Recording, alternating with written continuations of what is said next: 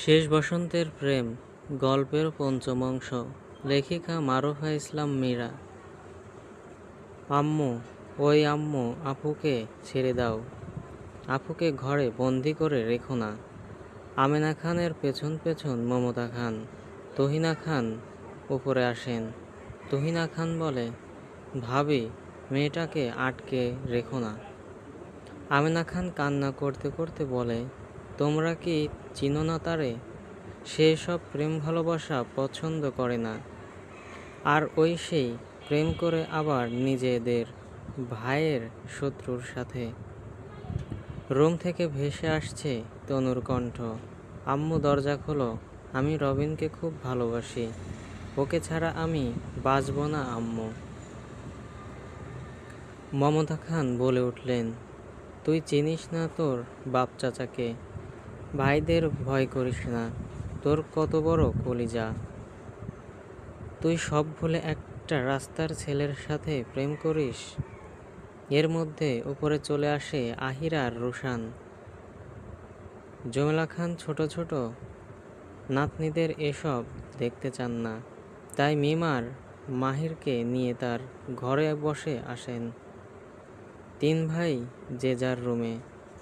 রুশানকে দেখে অনু দৌড়ে ভাইয়ের কাছে গিয়ে বলে, ভাইয়া ছেড়ে দাও আপুকে, আপুর কষ্ট হচ্ছে। আপু রবিন ভাইকে অনেক ভালোবাসে ভাইয়া।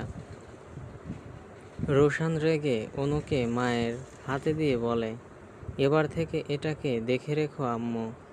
আহির রেগে বলে, যেদিন আমার কানে আসবে অনু কোনো ছেলেকে পছন্দ করে, সেদিন হবে সেই ছেলের শেষ দিন।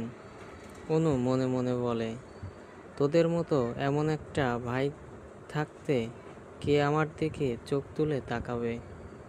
সকাল থেকে শুরু হয়ে গেছে খানবাড়িতে রান্নার আয়োজন। জয়নাল খান তার বন্ধুদের আসতে বলেছেন বিয়ের কথা বলার জন্য, সেই জন্য এত আয়োজন খানবাড়িতে। অনুর আজ কলেজ নেই, তাই দেরিতে ঘুম থেকে উঠেছে। ফ্রেশ হয়ে নিচে এসে দেখে নতুন কিছু মানুষকে। অনু বেশি মানুষ পছন্দ করে না, তাই ইশারায় ডাক দেয় আমিনা খানকে। মেয়ের ইশারা পেয়ে আমিনা খান কাছে এসে বলে, কি বলবি, ডাকিস কেন? অনু বলে, এরা কারা আম্মু, সকাল সকাল কি করে আমাদের বাড়িতে? আমিনা খান বলে, তনুকে দেখতে এসেছে তোর বড় আব্বুর বন্ধুর ছেলে। অনু অবাক হয়ে বলে, কি বলো আম্মু? আপু তো। কথা শেষ হবার আগেই আমিনা খান বলে, তনু রাজি, সেজন্য তাদের আসতে বলা। মমতা খান কাছে এসে বলে, অনু দেখতো তনু রেডি হয়েছে কিনা। অনু আচ্ছা বলে তনুর রুমে গিয়ে দেখে তনু লাল রঙের শাড়ি পরে বসে আছে। কত সুন্দর লাগছে তার আপুকে। মুখে হাসি নেই, তবু মুখটায় কত মায়া। অনু কাছে এসে বলে, মাশাল্লাহ আপু, তোমাকে অনেক সুন্দর লাগছে, মনে হচ্ছে আসমান থেকে পরী নেমে এসেছে। তনুর মন খারাপ দেখে অনু বলল, তুমি বিয়েতে রাজি হলে কেন আপু? তুমি না রবিন ভাইকে ভালোবাসো? তনু হাসি দিয়ে বলে, আরে না, ওটা তো টাইম পাস। ওদের মতো ছেলেদের সাথে প্রেম করা যায়, কিন্তু বিয়ে না। অনু বলে, কি বলছো এসব আপু? ভাইয়া তোমাকে অনেক ভালোবাসে। তনু কঠিন স্বরে বলে, তুই চুপ থাক অনু, আমি আমারটা ভালোই বুঝি।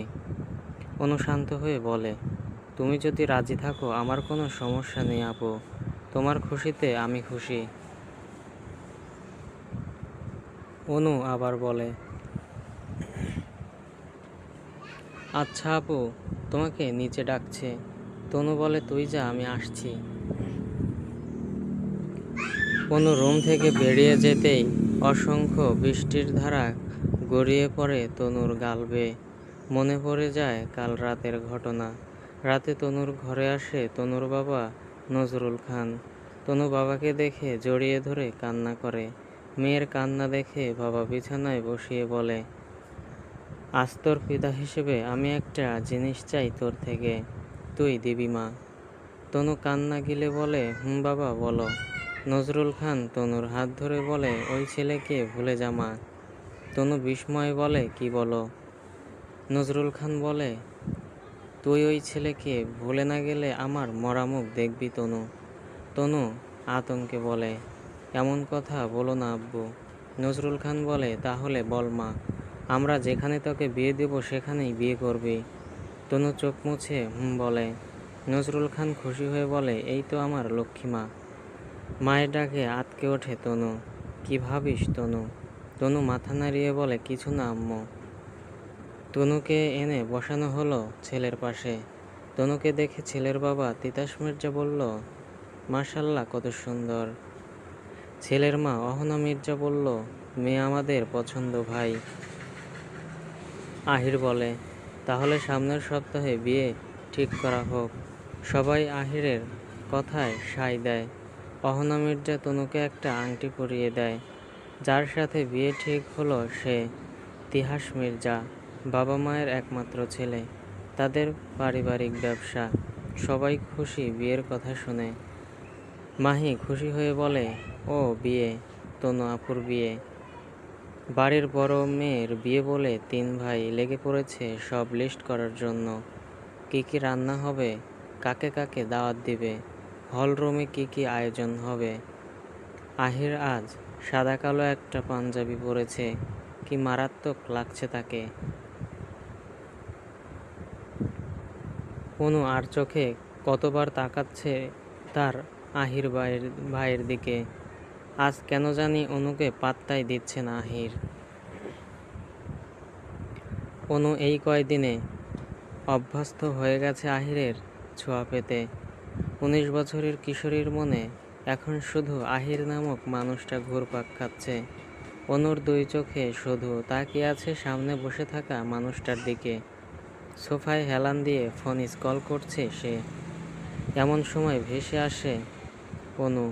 পেছনে তাকিয়ে দেখে দাঁড়িয়ে আছে কথা আর মেঘা। অনু দৌড়ে গিয়ে বলে, তোরা এসে গেছিস?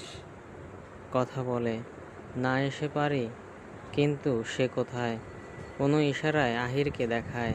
কথা আর মেঘা একসাথে বলে, সো হ্যান্ডসাম, কত সুন্দর, চুলের স্টাইলও দারুণ।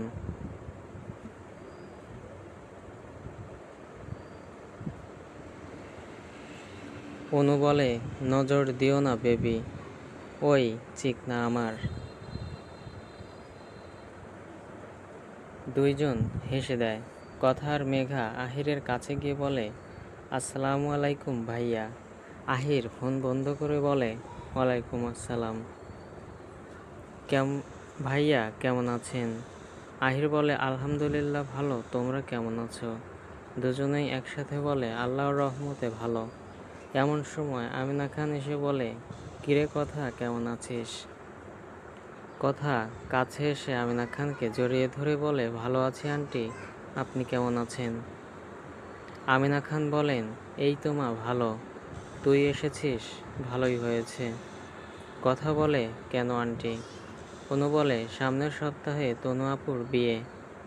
কথা অবাক হয়ে বলে, সত্যি? অনু মেঘাকে নিয়ে মায়ের কাছে গিয়ে বলে, আম্মু, এটা আমাদের নতুন ফ্রেন্ড।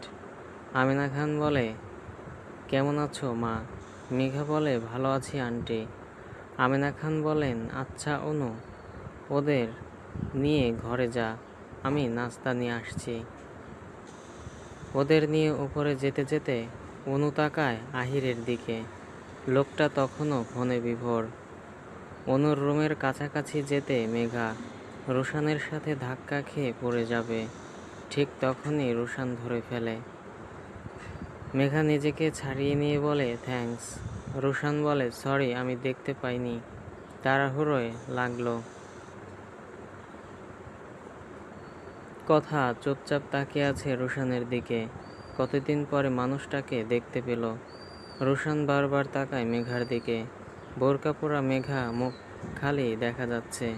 ফর্সা মায়াবী মুখ, ঘন পাপড়িওয়ালা চোখ, সরু নাক। অনু বলে, আচ্ছা ভাইয়া, আমরা রুমে যাই।